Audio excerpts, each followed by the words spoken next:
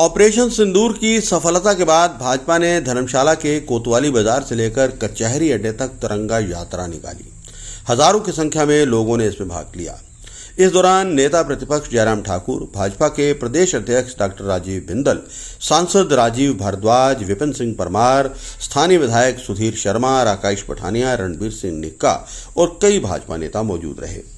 इस अवसर पर जयराम ठाकुर ने कहा कि आज भारत बदल चुका है, ये नया भारत है, ये शांति चाहता है पर आतंक का समूल विनाश करने के लिए भी ये तैयार है। उन्होंने कहा कि प्रधानमंत्री नरेंद्र मोदी के नेतृत्व में देश ने स्पष्ट कर दिया है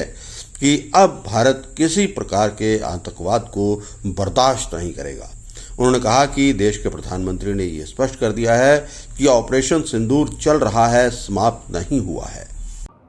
मित्रों, आज के कार्यक्रम के संदर्भ में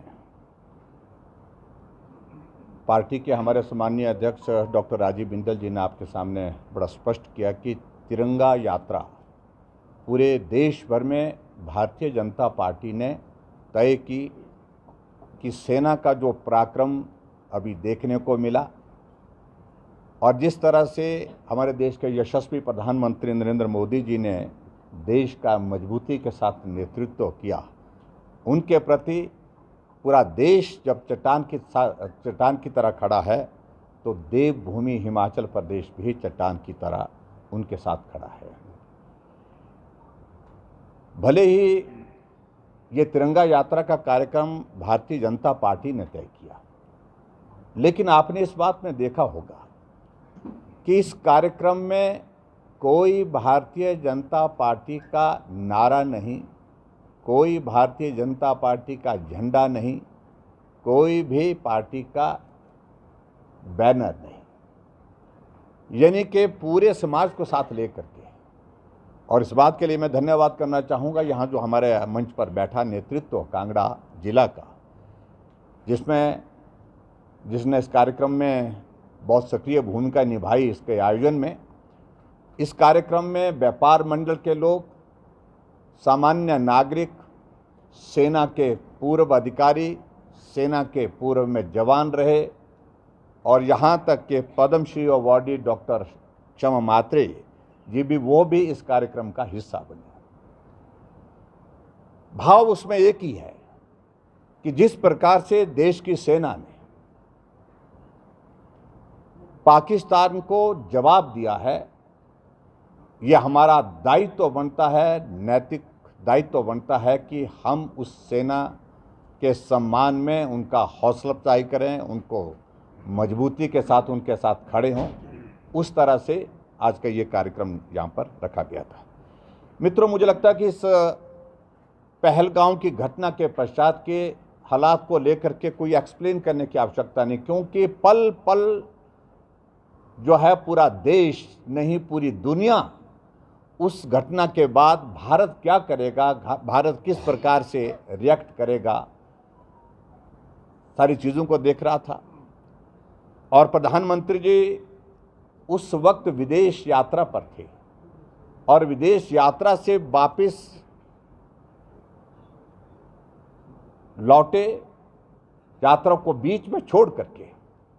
निवास पर पहुंचने से पहले एयरपोर्ट दिल्ली में ही उन्होंने पूरा फीडबैक अधिकारियों और मंत्रियों के माध्यम से लिया इस घटना का।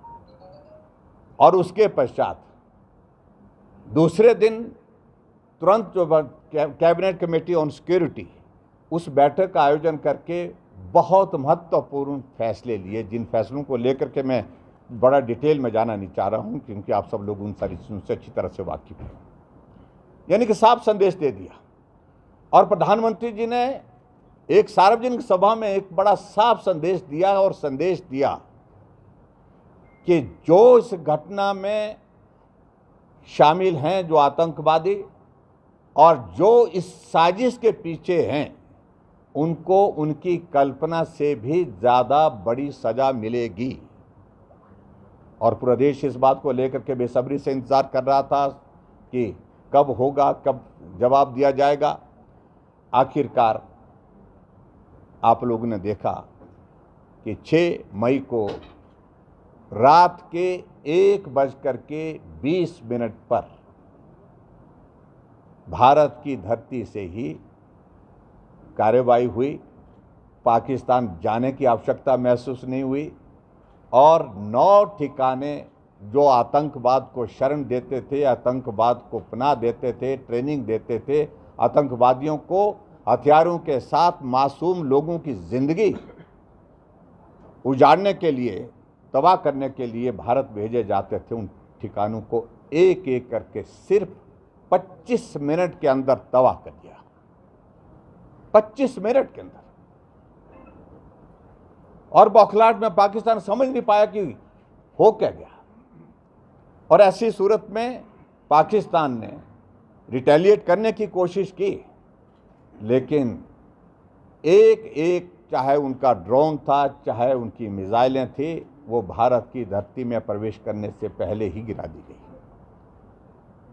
इतना प्रिसीजन जो कार्रवाई आज से पहले कभी भी किसी युद्ध में देखी नहीं गई, इतनी एक्यूरेसी कभी देखी नहीं गई। और आज हम इस बात को दावे के साथ कह सकते हैं कि आने वाले समय के लिए पूरी दुनिया के लिए भारत की सेना एक बहुत बड़ा उदाहरण बन गई है। भारत देश का सम्मान ऊंचा हुआ है कि ऐसी भी लड़ाई लड़ी जा सकती है कि जहां निशाना तय किया गया, जो टारगेट किया गया, उस टारगेट में आगे पीछे कुछ नहीं, उस टारगेट को हासिल किया गया, उसको तबाह किया गया।